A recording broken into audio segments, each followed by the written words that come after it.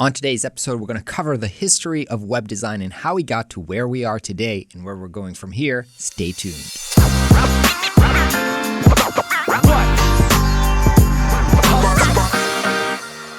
Hey everybody, what's up? My name is Ron and welcome back to the free web design course. Today I want to talk about history. I know that not maybe what you're thinking that you need in order to become a web designer. Why do I need to learn history? But I think it's very important to understand how we got to where we are today, because we're always operating within kind of a context, right? There's a context to everything that we do. We don't actually invent anything, and we have to know where we came from and what happened before us in order to understand why we're doing what we're doing today and how to think about moving forward. Now, I do think that in web design and in design in general, in art in general, I think creation always has kind of a social context plus the technology of the day. And when they are combined together, that's why we're seeing what we're seeing today in the world. So before I'm going into web design, I want to do a really quick review of kind of design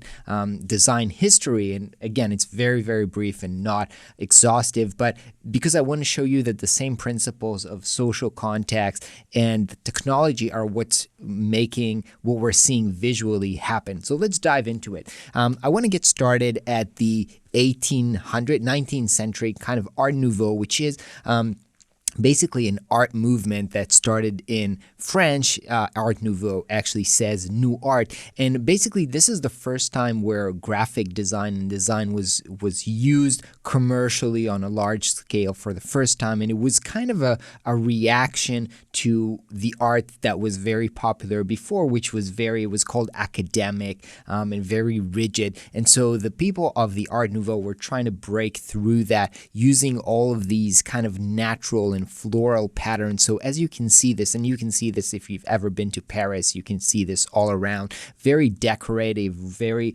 swirly kind of patterns for what they were using.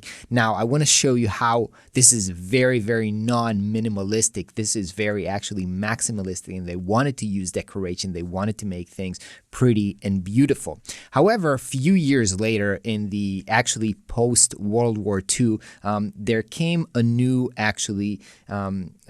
a way to design that was called the Swiss design or the international style. And that actually, again, was a reaction to what was happening. So after the world went mad during World War II, people actually felt like they needed order and to really understand what is what. And so the graphic design turned into creating a very systematic, very clean, very organized design to make sure that the information is, being passed as clearly as possible. And that ended up creating this kind of a layouts of very rigid grids. You might say that it's minimalistic. You might say that it's very clean.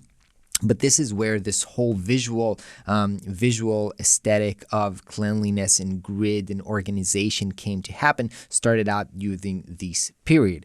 Now, a few years later, in the 90s, actually a designer named David Carson actually in a way reacted against this very organized and very clean design by creating what we now call kind of a grunge design by overlaying text one on top of another. David Carson was actually somebody who never kind of went to design school. I think he was a surfer or a teacher, and he just started out creating surfing magazine. And he tried to be a little bit more extreme and innovative with his design, but he created these kind of layouts where text was one on top of another and not really readable, because he wanted to demonstrate his idea that sometimes readability is not the most important thing. Sometimes you can communicate with the messiness of your design. You can also communicate kind of a vibe and an idea, and that's basically what you can say he was reacting against. Now, the reason that I showed you this is showing you how what happens in society and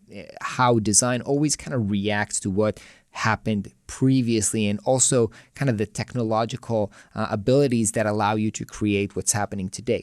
Now, in the world of web design, actually the 90s or 80s, 90s was where we first got into the web became popular and people started creating for the web. Now, in the early 90s, our creation abilities for the web was really, really simple. So basically there was HTML, which is basically the code, the structure for the web. And basically there was folders. People got into folders. They were able to read some text or look at some images, but that was basically it. Now, as people started to try to be creative about this, using kind of background colors, using different types of sizes for their fonts or color, they started to become more and more creative. And then I think in the early 90s, a lot of people were really trying to explore this medium for creativity, as in using crazy colors and background colors and GIFs and whatnot. They were just trying to be as creative as they can with this new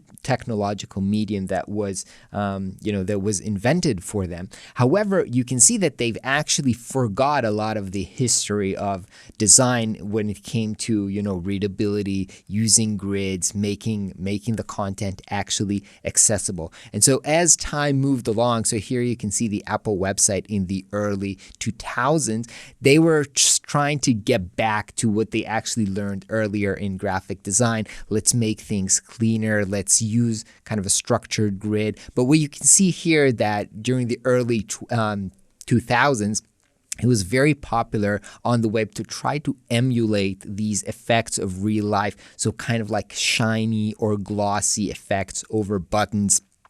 And because the technical abilities of structure and layout on the web were pretty limited in terms of using grids and CSS, which is basically the framework of how we design elements on the web, people were still using kind of like tables. So it's very kind of a rigid design, and you can see this on this ICQ page. Basically, ICQ, if you don't remember, used to be my favorite messenger back in the early 2000s. Still very kind of rigid design and sometimes not very clear. Everything is mashed together. Still, screens were very small at the time, and so that's why these designs came to be. Later on in the 2000s, Flash became very popular. So Flash was basically kind of an animation software that allowed publishing for the web. So a lot of the website had these crazy, now that it was the ability to create more elaborate interactions and interactive ideas. So website became pretty crazy. However, what happened was when Apple came out with the iPhone in 2007, Steve Jobs kind of made a decision that he doesn't want to support this format, Flash, on the iPhone, and that eventually led kind of to the decay of Flash as a web technology, just because Apple was so popular and dominant that their decision not to support this made a lot of people choose not to use this technology. And actually it died. I think it was in 2017 that Adobe decided to discontinue Flash, and that technology is basically dead these days. Now you can see that in 2009, actually Zune came out with their first time that they were trying this kind of a flat UI and flat design system, because again, this was a reaction to everybody's trying to create this cool fancy effect on the web and in user interface, and the kind of reaction against it was, let's try and clear up and minimalize, again, kind of like when the Swiss design kind of try to bring back cleanliness and organization into graphic design. This also happened in the web design during the 2010s kind of way, and by that time, a lot of big players such as Apple and Google and Microsoft decided to create some kind of a basic guidelines for design in terms of how you should design, how you should create interfaces, and having these kind of standards all around that designers all around the world started to pay attention to, along with new web technologies such as CSS3 and a lot of animation type of things allowed the web to, and also responsive web design. So at that point, the 2010s, already mobile devices have become so popular that everybody has them, and every website now at this point basically needs to be also responsive, which means needs to learn how to adapt for big screen and smaller screens, so it looks great on mobile as well. And so basically right now, let me jump kind of into kind of a newer web design. So now we have technologies such as, WebGL, which allows us to create kind of really interactive and like you can see here, there's like 3D animation and particle animation that's being rendered full, live on the browser. So really crazy things can happen. We have a lot of kind of video backgrounds. These things right now can be loaded pretty easily to create a really more dynamic website.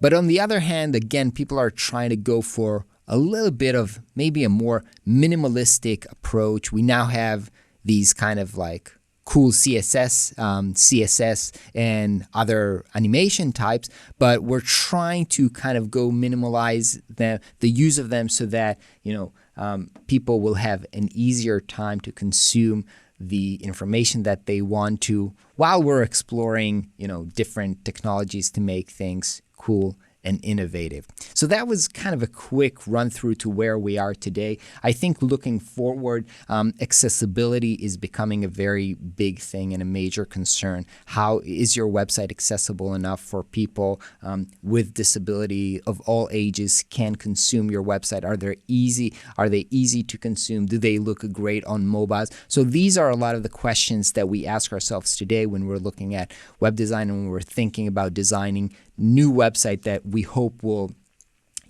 be valid or still be good within a few years.